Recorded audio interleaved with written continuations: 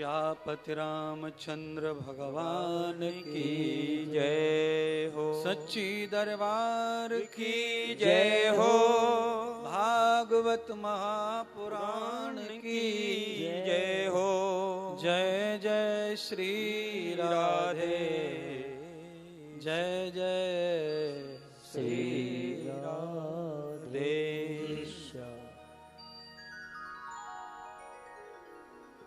पानी का बबूला जैसे तेरी जिंद, तो महाराज तुम्हारी जिंदगी की वैल्यू क्या है, कीमत क्या है? जिंदगी की वैल्यू और कीमत है पानी के बबूले के बराबर। कितना कमजोर होता है पानी का बबूला। प्रणाम भैया।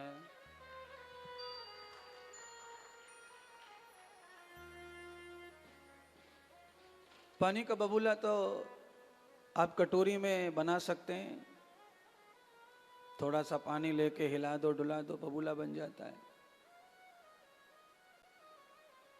एक आध सेकंड मिनट के लिए आप भूल जाओ कटोरी को, बबूले सब खत्म हो जाते हैं।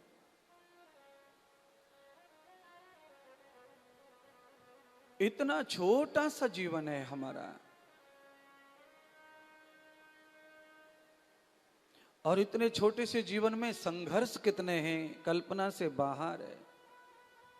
इतने बड़े बड़े संघर्ष, इतने बड़े बड़े हादसे, इतने बड़े बड़े दुख हमारे छोटे से जीवन में आकर हमें घेर लेते हैं।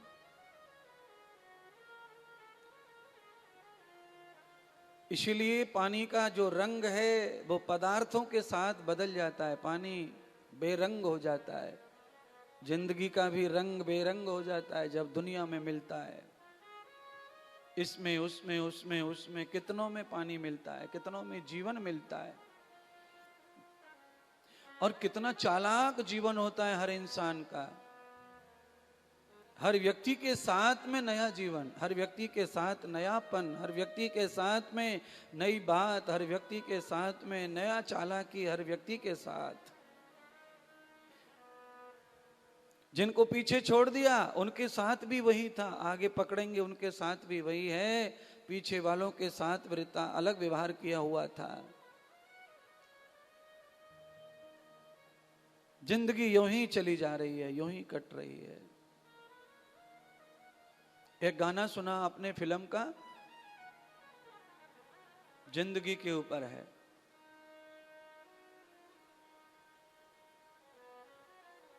जिंदगी यूं ही गुजरती रहे।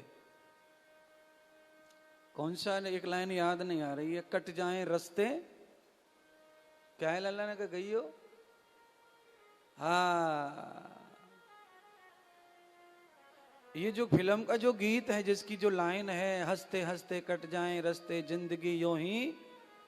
हाँ, ये एक रंग है जीवन का, और दूसरा जो रंग है उसे कोई चाहता नहीं है पर वो आता है।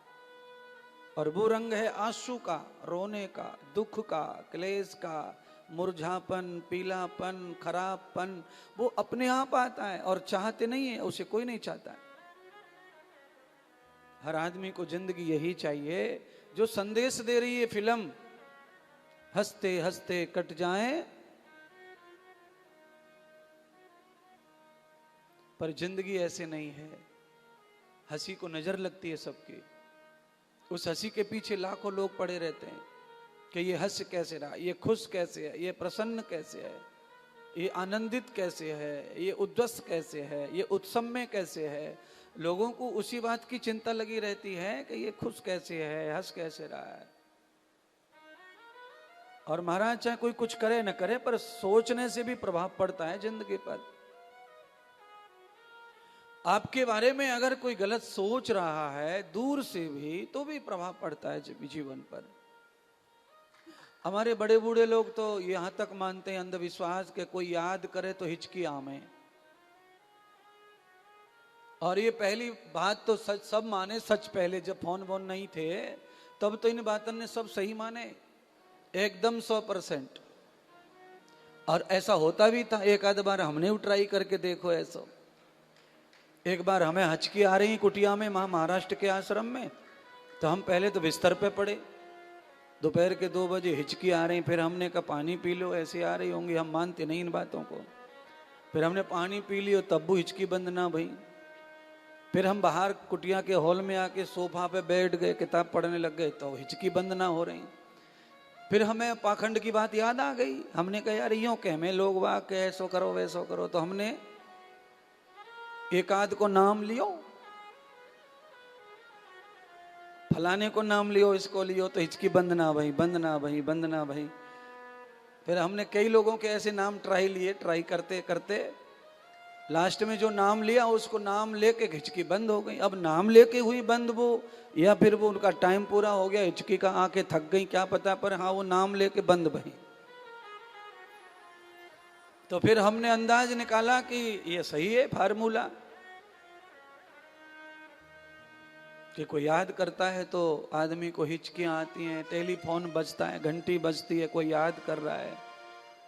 तो पहले फोन नहीं थे, तो यही संदेश भेजने का सही तरीका है ये। अगर आपके दिल के तार कहीं जुड़े हैं तो पूरा सैटेलाइट ये काम करता है, इसमें कोई शक नहीं है। बिल्कुल 1000% ये सही है कि आप अगर किसी को दिल से पुकारते हो तो वो अवश्य ही पहुंचता है। आपकी भावनाएं वहां तक पहुंचाते हैं देवता, हवा, पानी, आकाश, ये सब आपकी मदद में खड़े रहते हैं।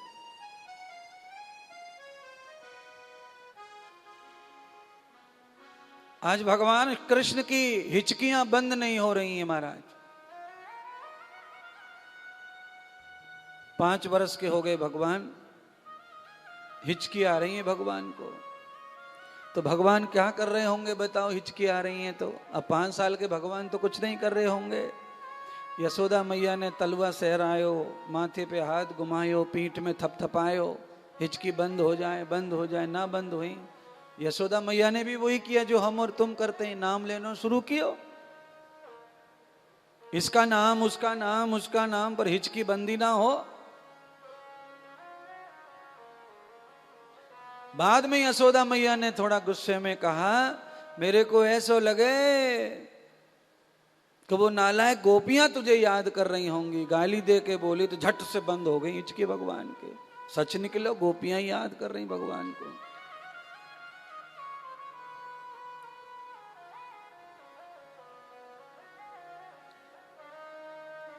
बहुत सारी कथाएं हैं गोपियों की, समय के साथ चलेंगे। अगर आप मदद करें, थोड़ी बहुत सहयोग करें, तो हरिद्वार की कथा करके आए लौट के तो अधिक मास बचता है थोड़ा सा। अधिक मास तो नहीं बचेगा, 2 दिन ही रह जाते हैं, 16 तारीख को पूरा हो जा रहा है, पर श्रावण बचेगा। तो श्रावण बचेगा, वो श्रावण जो बचेगा उस श्रावण में गोपियों की कथा सुनाए। बचे श्रावण में 8-10 दिन बचेंगे, तो गोपी गीत की कथा, स्पेशल भागवत की प्योर कथा जो है आपको सुनाई जाए। उसमें ट्रायल होगा कि गोपी की कथा सुन करके कौन कौन गोपी बन सकता है, किसके आंसू आते हैं, किसके अंदर विरह, किसके अंदर प्रेम अनुराग पैदा होता है।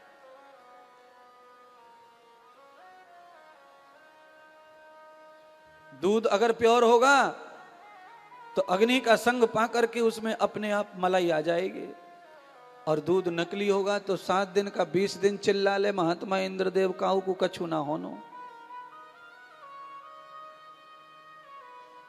सुनाऊंगा तो सही, जो जो बातें मैं कहता हूं उनको करता जरूर हूं, और सुनाने के लिए मुझे कोई यजमान की भी जरूरत नहीं है। ठान लिया तो वो करने की आदत है पहले से, तो वो सुनाऊंगा जब ठान लिया है तो। और यजमान भी हमेशा तैयार है, आप लोग भी कम नहीं पड़ते। आज मैया ने कन्हैया को समझाया कि अब अच्छा नहीं लगता, तू बड़ा हो रहा है, ये शरारत, ये हरकतें तेरे बाबा की इज्जत को कम कर देंगी, और बड़ा नाम है तेरे बाबा का। क्या सोचेंगे गोकुलवासी, ब्रजवासी कि नंद को लाला कैसो है। इसलिए हे कान्हा, आज तू गोपीन के यहां मत जइयो, आज मैं तेरी सेवा स्वयं करूंगी। यशोदा मैया आज देखिए माखन बना रही हैं, दूध गर्म कर रही हैं, दही जमा रही हैं। आज कन्हैया की सेवा में, अपने बालक की सेवा में स्वयं लग गई। माखन बिलो लिया, लाला को गोद में लिटा करके माखन उंगली से निकाल निकाल कर लाला को ताजा ताजा माखन खिला रही हैं। भगवान ने लीला की। रत्न देवता को, दूध को कहा कि आज हमारा संग दो, मैया का तप जप देखना है, मैया का लगाव देखना है। वस्तुओं से ज्यादा है कि अपने लाला से ज्यादा है। कभी कभी वस्तु में ज्यादा मोह हो जाता है स्त्री का, बालक में कम हो जाता है। कभी कभी बालक में ज्यादा हो जाता है, वस्तु में कम हो जाता है। अच्छा, कभी देखना बालक के हाथ से कुछ टूट जाए, चाहे वो 5 रुपए कोई कप है, तो वस्तु में मोह चला जाता है महिला का। पुरुष से ज्यादा वस्तुओं का मोह महिला को होता है। इसलिए आप कभी भी आप जाएं वृंदावन, देखना वृंदावन में जाएं तो आप परिक्रमा मार्ग में आप चलते जाओ, जितने भी ठेले गाड़ी खड़े हैं रास्ते में, जिन पे चूड़ियाँ बिक रही हैं, मसाले बिक रहे हैं, कुछ बिक रहा है, चूहे मारने की दवा मिल जाए, कुछ भी मिल, ये जहर तक महिला ही खरीदती मिलेंगी आपको। सब जगह, हर जगह महिला मिलेगी। वस्तुओं से मोह अधिक है महिला को। पुरुष को मोह कम होता है सामान से। बहुत सारी चीजों को पुरुष यूं ही छोड़ देता है, अरे यार क्या करोगे, अरे क्या करोगे, पर महिला ऐसा नहीं सोचती।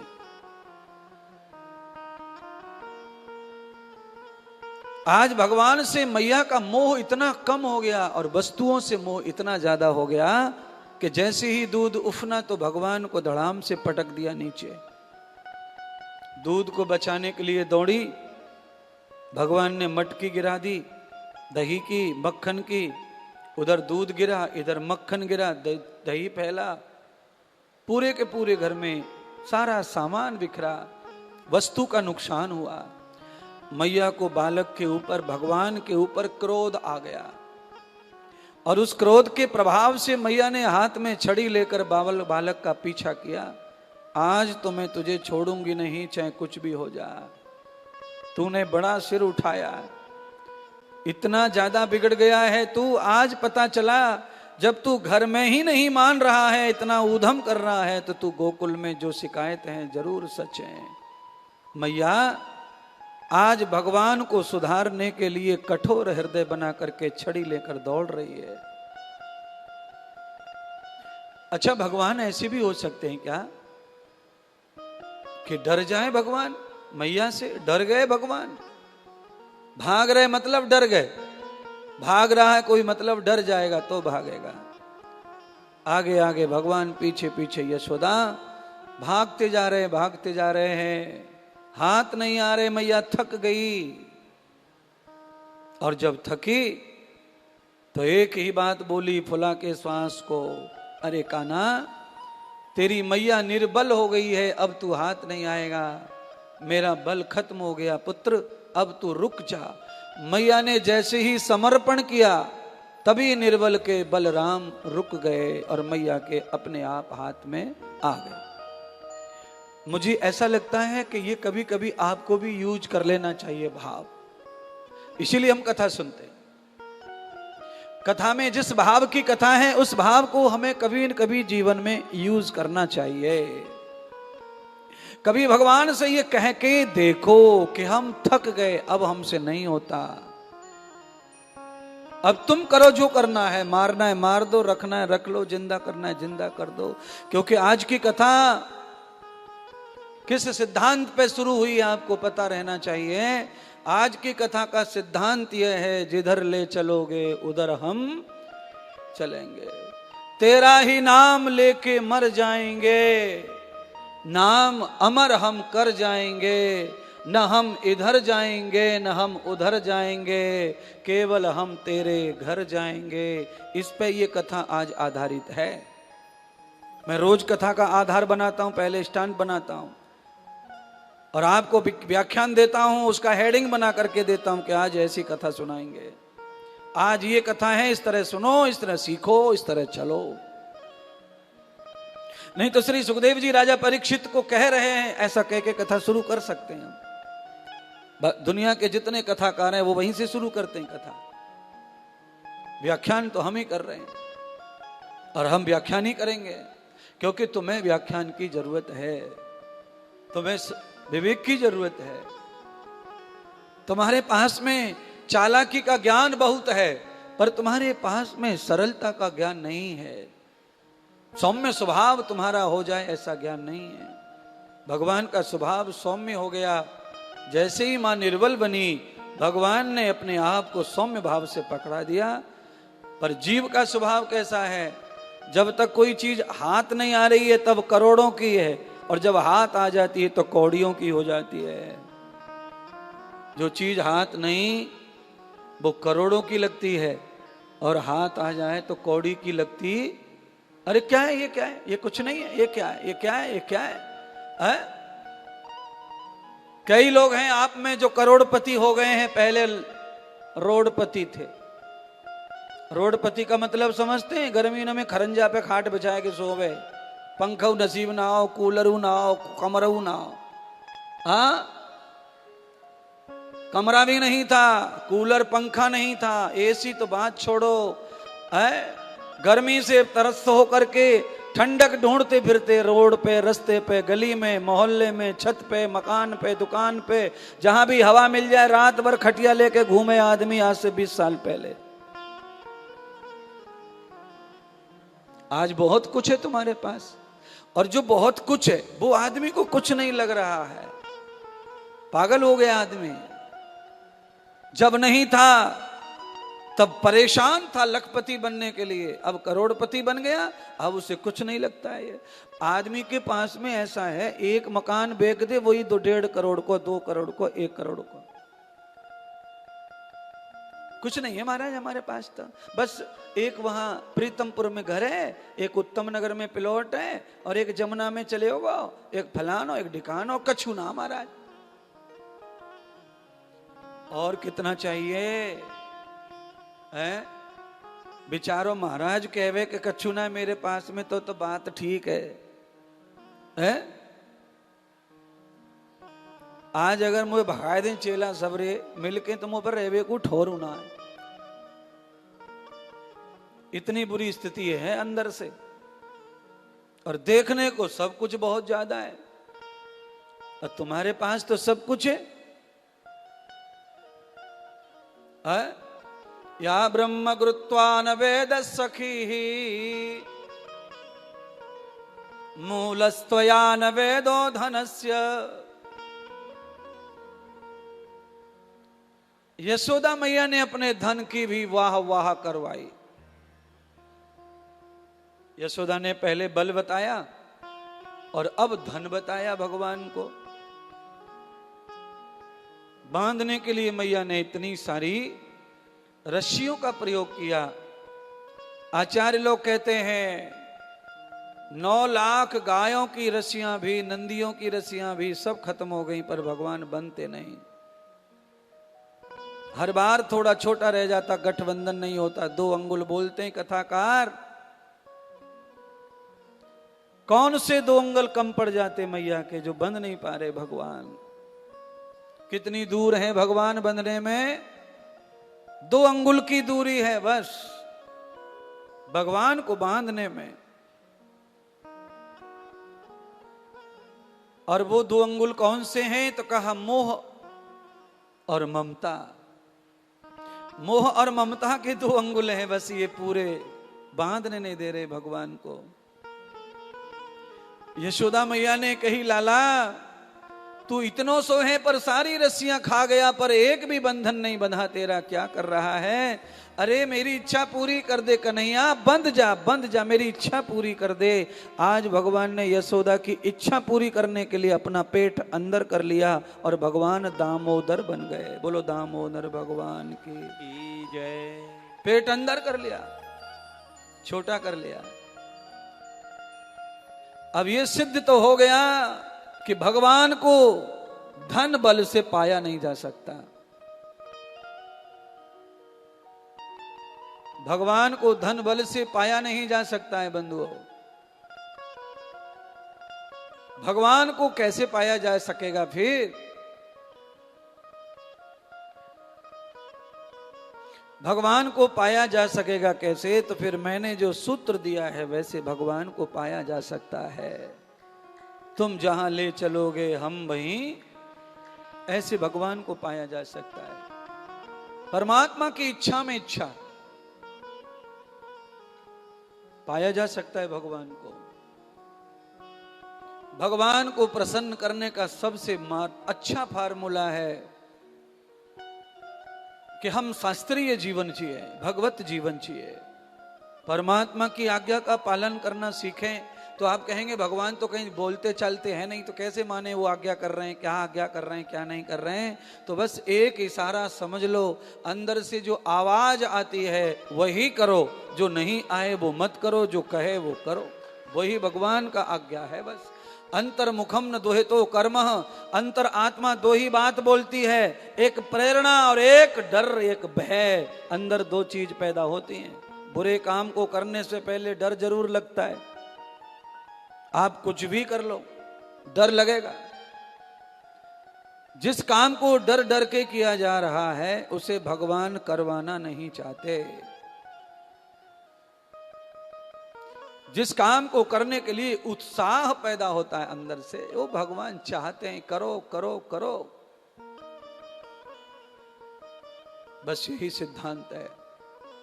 ये वैदिक सिद्धांत है, और ध्यान रखना पौराणिक नहीं है। ये प्राचीन सिद्धांत है ऋषियों का। गौतम कणाद से लेकर पतंजलि से लेकर सभी यही कहते हैं कि परमात्मा का अनुभव करना है तो वो दो ही रूप में हो सकता है, एक प्रेरणा के रूप में, एक भय के रूप में। जो भय अंदर से पैदा होता है गलत काम के लिए, वो भगवान की आवाज है, उसे सुनो। गलत काम के लिए भगवान अंदर से ना बोलते हैं, एक बार तो ना आता ही है, पर मन के संस्कार, मन के प्रताप से, मन की इच्छाएं इतनी हैं, उस कारण भगवान की आवाज दब जाती है और मन की आवाज सुनी जाती है और हम कर लेते हैं। तो भगवान प्रेरणा और भय पैदा करता है, ऐसा ऋषि कहते हैं। और ये सिद्धांत मैंने अपनाया हुआ है तो मुझे बिल्कुल प्योर लगता है और सही लगता है। इससे करोड़ों बार अपना कार्य सिद्ध हुआ और बहुत बुराइयों से, बहुत सारे नुकसान से बचे। जिस काम को करने में अंदर से भय पैदा हो, डर पैदा हो, उसे मत करो। जिस काम को करने से मस्ती पैदा हो, अंदर से उत्साह पैदा हो, उसे अवश्य करो। मैया ने कन्हैया को बांध दिया और छोड़ के चली गई अकेली उखल से। भगवान अकेले हो गए, मन नहीं लग रहा, चित्त नहीं लग रहा, अकेले। मैया ने सजा दी है कि आज दिन भर खाना पीना और मित्रों के साथ खेलना वर्जित है तेरा। आज यही सजा है। अब देखो आजकल की मैया और यशोदा मैया में फर्क देखो, सजा दोनों दे रहे हैं। एक मां तुम में से ऐसी भी होगी जो बच्चे को लात घूंसा से भी मार देती है। अनगिनत थप्पड़, अनगिनत घूसा, लात। अच्छा थोड़ा शहरों में तो अकल आ गई है अब, पर गांव में तो अभी भी कूट पीट कर देती हैं। दे थपड़िया, दे थपड़िया। कपड़ा धोने वाली थपड़िया से भी बच्चों को कुटला देती हैं। बताओ कितना डेंजर है। अच्छा इतनी बड़ी थपड़िया से कूट के भी बच्चा डरता नहीं है। ये देखो रो करके 15 मिनट में आ करके अपने आप ही चबूतरा पे बैठ जावे, देहरी पे नेक सो सुसक तो सॉरी है, ऐसे करते रहे और बैठ जाओ बेशर्मा करके। इतना कुट्टा का नीला पड़ा पड़ा है, आ गया। अब वो ये देखता रहता है कि माँ की कब परछाई जाए, माँ कब हटे और मैं कब चौका में जाऊं, चूल्हे पे जाऊं, किचन में जाऊं और रोटी लेके भागू अचार के संग बाजार में। इतना बेशरम हो जाता है कुट पिट के बालक। इसीलिए मेरी बात मानो तो बालक को पीटो मत, बालक को सजा दो, सजा दो। कैसी सजा? कि आज खाना बंद और खेलना बंद। सबसे बड़ी सजा बच्चे की क्या है? खेलना बंद। ये बड़ी सजा है। और मैं ये सिद्धांत कहां का है? चाणक्य नीति का है। आप ऐसी नब्ज टटोल लो कि जरूरत पड़ने पे उसी नब्ज को दबाने से आदमी कमजोर पड़े। वही नब्ज है ये बच्चे की। बच्चे को मारो, पीटो पीटो पीटो पीटो, बेशर्म हो जाता है। Railway station, Mathura railway station है ना, वहां पे बहुत सारे झोपड़ी में लोग रहते हैं। बगल में, रेलवे स्टेशन के बगल में बहुत सारी झोपड़ियां पड़ी हैं, वहां रहते हैं लोग। और वो झोपड़ियों में जो लोग रहते हैं उनमें लड़कियां, लड़के 14 साल, 12 साल, 15 साल के, वो सब चोरी करते हैं स्टेशन पे। सब जेब मारते हैं, पटुआ मारते हैं, पर्स मारते हैं, मोबाइल मारते हैं। और वो कुछ ऐसी दवा खाते हैं कि उनके ऊपर 3-3, 4-4 पुलिस वाले डंडा बरसा देते हैं, बांध कर डंडा मारते हैं। एक एक के 300-300 डंडे पड़ते होंगे, पर उनको कुछ नहीं होता, उनको कुछ भी फर्क नहीं पड़ता। इतने पकोटे हो गए पिट पिट के। क्या नशा करते हैं क्या पता। तो मुझे ऐसा लगता है नशा क्या करते होंगे, पर एक नशा है, और वो नशा है बेशर्माई का। जब आदमी बेशर्म हो जाता है तो फिर उसे किसी बात का फर्क पड़ता नहीं है। तो मैं आपसे कहना चाहता हूं, बेशर्माई बिल्कुल मत ओढ़ो। क्यों? जो जिंदगी जीने में मजा शर्म से है, वो बेशर्म होके कभी आ सकता नहीं है। तो हमेशा शर्म की जिंदगी जियो, लिहाज की जिंदगी जियो। तो यशोदा मैया ने सजा दी, पर सजा कैसी दी? जिससे कभी शर्म ना लग जाए समाज के सामने, समाज के सामने कभी मुंह दिखाने में तकलीफ ना हो। किसी को पता ही नहीं चला कि बच्चे को सजा दे दी। दिन भर निकल गया, शाम का प्रहर आया, सारे ग्वाल वाल दरवाजे पर आ गए। काना काना काना काना काना काना, आ जाओ, तुम्हारे बगैर मन नहीं लग रहा है, खेल खेलने चलो। श्री दामा ने कहा मैं गेंद लाया हूं, माधव कहने लगे मैं बल्ला लाया हूं। और आप जानते हैं गेंद और बल्ले का खेल, क्रिकेट का खेल बच्चों के लिए पागलपन है बिल्कुल। भगवान ने आज यशोदा मैया ने ये लीला जो की, ये भगवान ने करवाई, इसीलिए यशोदा ने बांधा। भगवान न चाहते तो यशोदा कभी बांध सकती नहीं थी। भगवान की इच्छा से भगवान बंधे। और क्यों बंधे? क्योंकि भगवान को नारद मुनि का दिया हुआ वरदान पूरा करना था। नारद ने कुबेर के पुत्रों को वरदान दिया था कि जब तुम गोकुल में यमल अर्जुन वृक्ष बनोगे, तब भगवान उखल की लीला करेंगे तुम्हारे लिए, और वो तुम्हारा स्पर्श करते ही तुम्हारा उद्धार कर देंगे। आज भगवान ने उस लीला में उखल के साथ खींच करके, यमल अर्जुन वृक्षों में उखल फंसा, तब खींचा, जड़ उखड़ी, उनमें से ही कुबेर के पुत्रों का प्राकट्य हुआ। भगवान ने नारद के श्राप से मुक्ति कुबेर के पुत्रों को देकर आज नारद के वचन को सत्य किया। दौड़ पड़े ग्वाल वाल और नंद बाबा को आवाज लगाई, बाबा भागो भागो, लाला दब गया पेड़ के नीचे। पर क्या मजाल जो पेड़ दबा सके।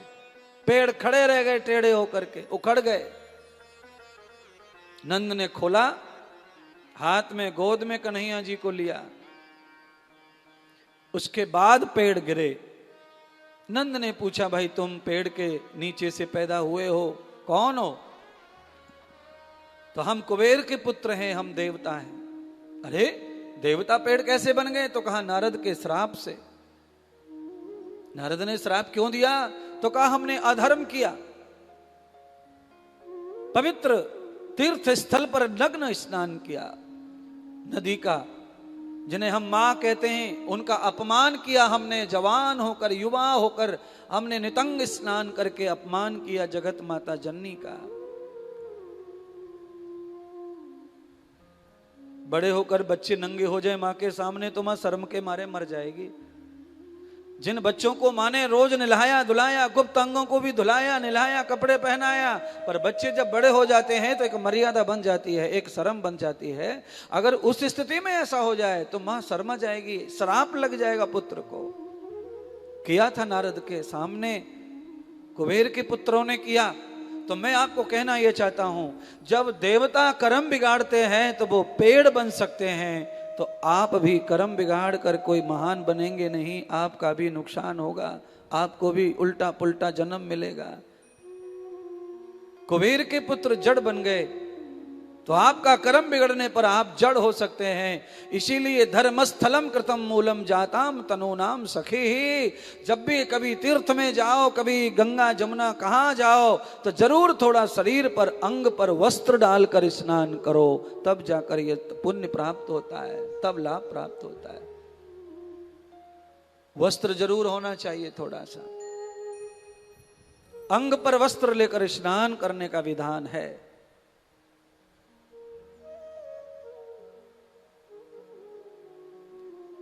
शमशान में भी किसी आदमी को ले जाते मरे को, उसके साथ तो कुछ भी कर लो, उसको क्या फर्क पड़ता है।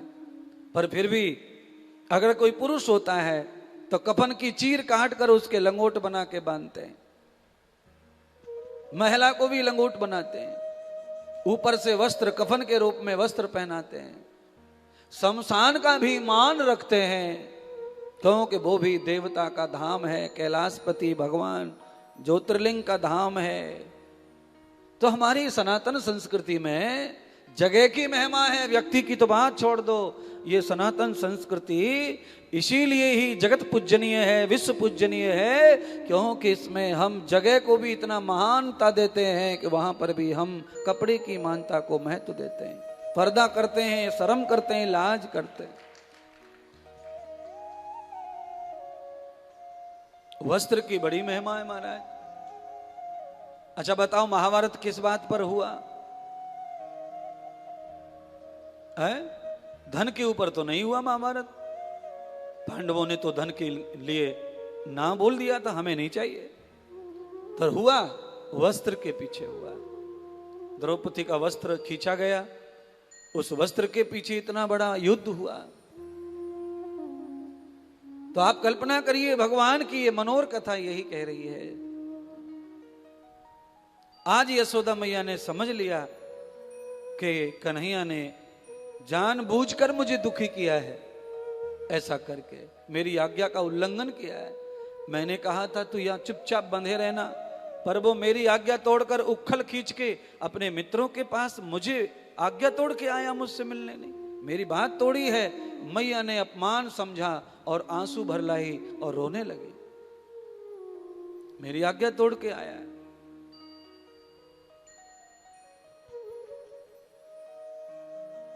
मैया समझा रही है, लाला तू ऐसा मत किया कर, ये अच्छा नहीं है। जिन गोपिन के घर तू जावे आवे, जिनको तू खावे पीवे मक्खन दूध, ये एक दिन ये गोपियां ही तेरी उल्हाने लाएंगी, गोपियां ही तेरा सब बदनामी करेंगे। बंधुओं, ये हकीकत बात है बिल्कुल। आप जिनको प्यार लुटाते हैं, बदनामी वही करते हैं। आप जिनकी मन इच्छा पूरी करते हैं, आपके बारे में चर्चा भी वही करते हैं। आपके पास में सेपरेट आएंगे और अपनी ममता दिखाएंगे, प्यार दिखाएंगे, फिर कहीं बात पड़ी तो आपके बारे में गलत कहे बगैर नहीं मानेंगे, बुरा कहे बगैर नहीं मानेंगे। आप जहां लुट गए वही हमेशा तुम्हारी खोचड़ी करेंगे। दुनिया को नहीं पड़ी है। जिन महिलाओं से, जिन पुरुषों से आपका कोई संबंध नहीं है, वो कभी आपका नुकसान कर सकते नहीं है। जिनके साथ आपका संबंध है, निकट और निकट और निकट, वो आपका नुकसान कभी भी ज्यादा कर सकते। रीत और प्रीत कभी बदल सकती है। बुद्धि का कोई भरोसा नहीं है।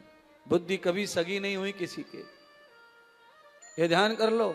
आदमी बुद्धि जब बिगड़ती है ना, तो सारे वचन पीछे के भूल जाता है। क्या क्या वचन दिए, क्या क्या बोला, क्या क्या किया, सब भूल जाता है। एक मिनट में दुश्मनी हो जाती है तैयार। जितनी औरतें काट दी पतियों ने, क्या शादी की सुहागरात में काटने के लिए प्रेम कर रहा था? 4 साल के बाद कैसे काट दिया उसे कुल्हाड़ी से। बुद्धि का क्या भरोसा, कब बदलेगी, कब चेंज होगी। कितनी पत्नियां फरे भी निकल गईं, किसी दोस्त यार के साथ मिलके पति को कटवा दिया, मरवा दिया। ये सब क्या है? ये सब बुद्धि का खेल है और कुछ नहीं है। इसीलिए बुद्धि से भगवान को कभी पाया जा सकता नहीं है। क्यों? बुद्धि का कोई अपना धर्म नहीं होता है, बुद्धि का कोई अपना निश्चय नहीं होता है, मन का कोई धर्म और निश्चय स्वयं का नहीं है। बुद्धि और मन के ऊपर जब हमारा धर्म आरूढ़ हो जाता है, चढ़ जाता है, तब मन और बुद्धि हमारे धर्म से धर्मात्मा बनते हैं और तब वो धर्म को समझ के धर्म का काम करते हैं। अन्यथा बुद्धि तो जड़ है, मन तो जड़ है, ये अकर्मण्य है, इनको करने का भी कोई ताकत नहीं है, बल नहीं है। ये सब तुम्हारी वजह से होता है।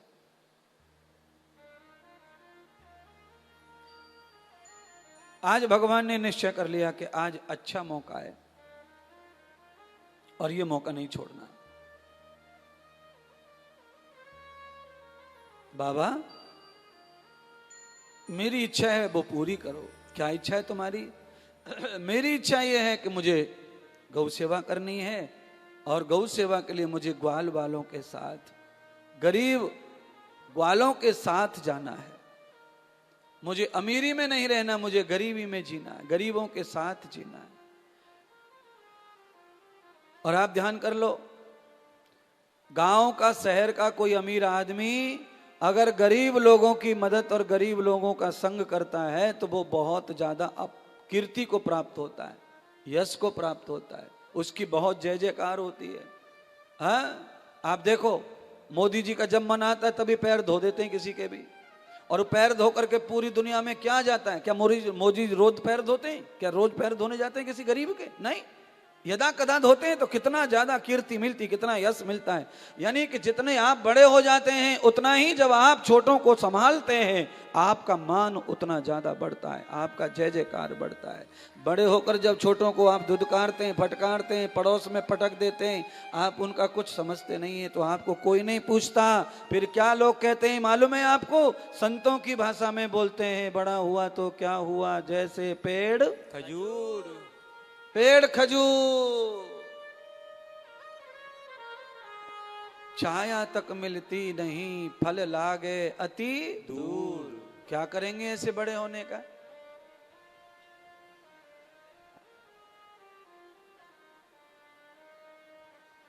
भाई क्या करें बड़े होकर के? बड़े तो हैं, छोटे थोड़ी हैं। छोटे लोगों से मिलने से क्या छोटे हो जाएंगे?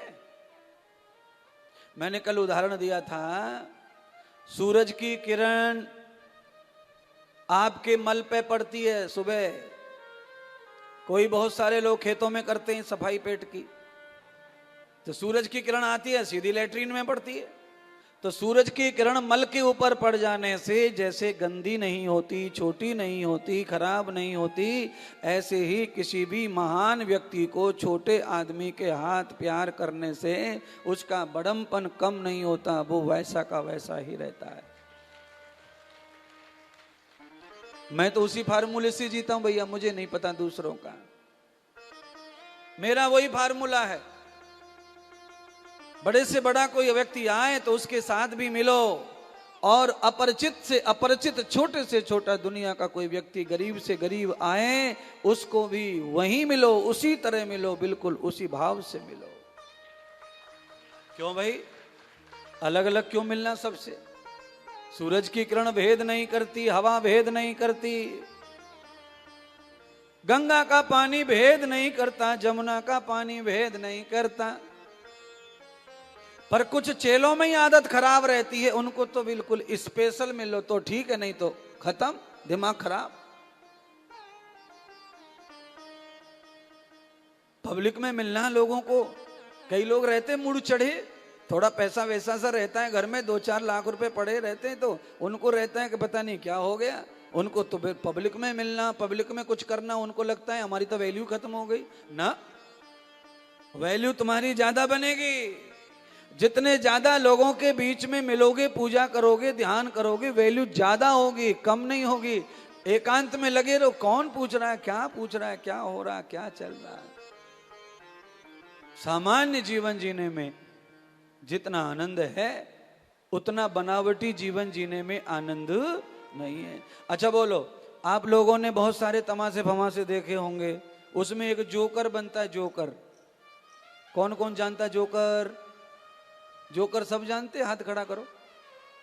हाँ ठीक है। अच्छा वो जोकर कितनी देर तक जोकर रहता है? 2 घंटे। हाँ 2 घंटे, 2.5 घंटे, 3 घंटे, और उसके बाद में 20 घंटे वो जोकर रहता है। क्योंकि वो जोकर है नहीं, उसने जीवन यापन के लिए थोड़ी बनावटी लीलाएं की और उससे लाभ प्राप्त हुआ। 1000 रुपए कमा लिए, 2000 कमा लिए, घर चलेगा।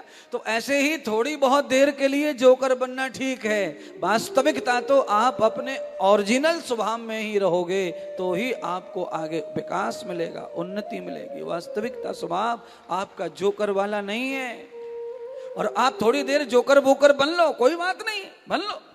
लीला करनी है, मंच पे कला करनी है, कर लो जोकर बन के। समाज के साथ रहना है तो जोकरी करनी पड़ती है। बड़े जीजाजी आगे पाम छू ले, सारो आगो पाम छिब्बाए ले, ये जोकरी है। क्या है ये क्या है? जोकरी। और दोनों एक ही खटिया पे चल रहे हैं। ये जोकरी के सिवाय कुछ नहीं है। तो ये थोड़ी बहुत देर लीला कर लो अपने मान सम्मान के इतराने के लिए वगैरह वगैरह, ऐसा कर लो। पर वास्तविकता ये स्वभाव नहीं है महाराज। आप देख लेना पहलवान कितनी देर कुश्ती लड़ता है, चलो जितनी देर अखाड़े में रहता है उतनी देर लड़ता है, और घर पे अपने स्वभाव में रहता है। ओरिजिनल स्वभाव उसका अलग है, और पहलवानी उसका ओरिजिनल स्वभाव नहीं है। वो बनावटी है, दिखावटी है, कमावटी है, वो अलग प्रकार का स्वभाव है। उसने बनाया पहलवान, और घर पे जाके पहलवान है पर पहलवान नहीं कर रहे हैं। घर में जाके चुप बैठे हुए, बालकन के संग खेल रहे हैं। 2.5 साल को छोरा पहलवान को छाती पे चढ़ के मोछन ने मरोड़ रहा है। बताओ कहां गई पहलवानी? 2.5 साल को छोरा है और छाती पे चढ़ो बैठो, और अखाड़े में पापा रुकना रो, पापा ही चढ़ो बैठ रो सबन की छाती पे। और अब 2.5 साल को बच्चा चाचा की छोरी पे चढ़ो जा रहा, माथे पे चोटी पकड़ के चोटी पे चढ़ा जा रहा है। अब आप कल्पना करो कहां गई पहलवानी?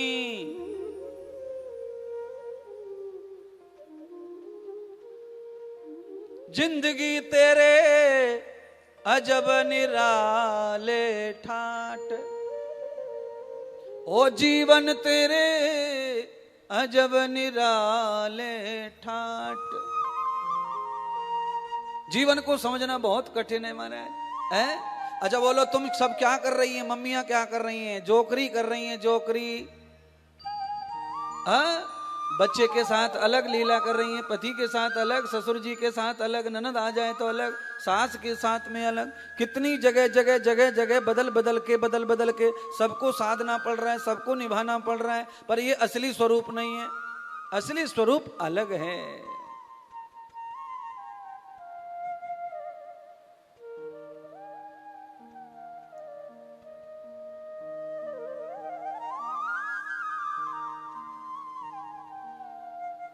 क्या है असली स्वरूप तुम्हारा?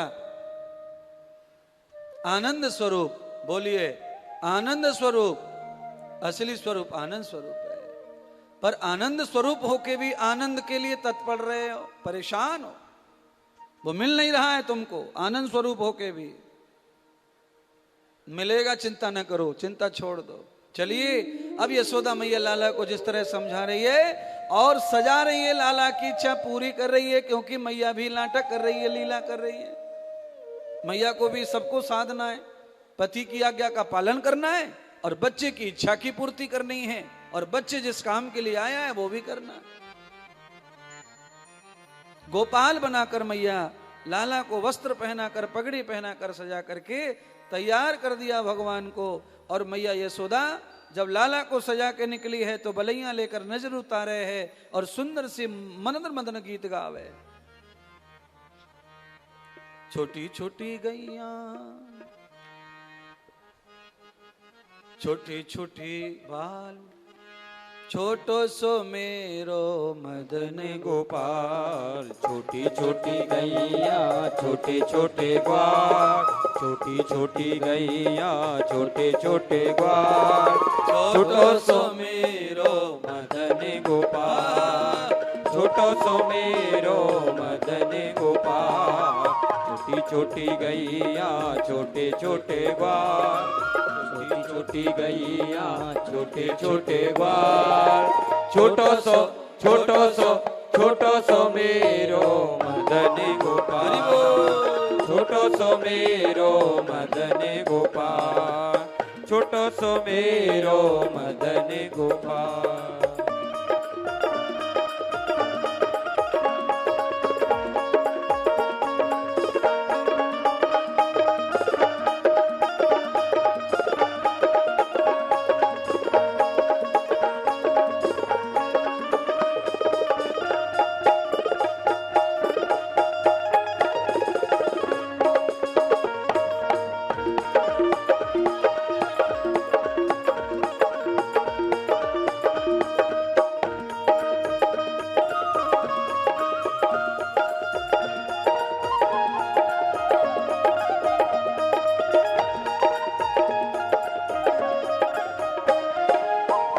खा में गैया दूध पी में ग्वाल, घास खा में गैया दूध पी में ग्वाल। माखन गैया दूध पी में ग्वाल, खा में गैया दूध पी में ग्वाल। माखन खावे मेरो मदन गोपाल, माखन खावे मेरो मदन गोपाल।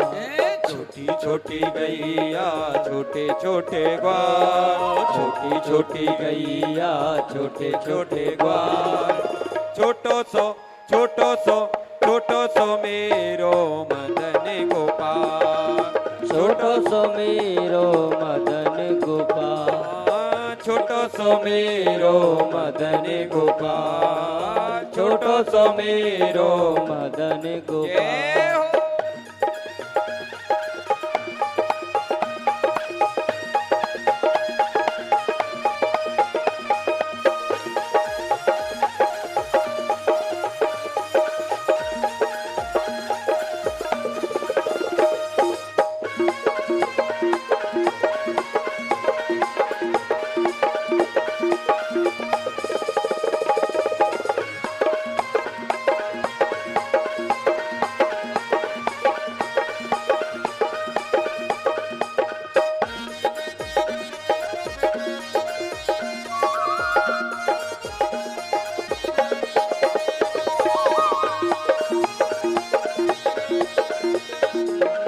आगे आगे गैया पीछे पीछे ग्वाल, आगे आगे गैया पीछे पीछे ग्वाल। आगे आगे गैया पीछे पीछे ग्वाल, आगे आगे गैया पीछे पीछे ग्वाल। बीच में मेरो मदन गोपाल, बीच में मेरो मदन गोपाल। छोटी छोटी गैया छोटे छोटे ग्वाल, छोटी छोटी गैया छोटे छोटे ग्वाल। छोटो सो मेरो मदन गोपाल, छोटो सो मेरो मदन गोपाल। छोटो सो मेरो मदन गोपाल। हाँ छोटो सो मेरो मदन गोपाल।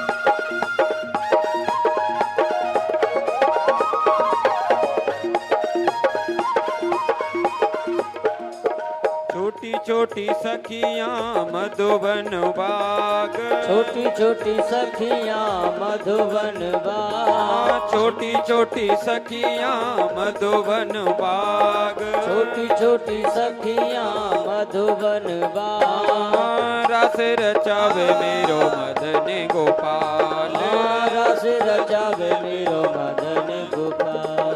छोटी छोटी गैया छोटे छोटे ग्वाल, छोटी छोटी गैया छोटे छोटे ग्वाल। छोटो सो मेरो मदन गोपाल, छोटो सो मेरो मदन गोपाल। छोटो सो मेरो मदन गोपाल, छोटो सो मेरो मदन। छोटी छोटी गैया छोटे छोटे ग्वाल, छोटी छोटी गैया छोटे छोटे ग्वाल। छोटा सा मेरो मदन गोपाल, छोटा सा मेरो मदन गोपाल। छोटा सा मेरो मदन गोपाल, छोटा सा मेरो मदन गोपाल। छोटा सा मेरो मदन गोपाल, छोटा सा मेरो मदन गोपाल। गोपाल कृष्ण भगवान की जय हो। श्रीमद् भागवत महापुराण पुराण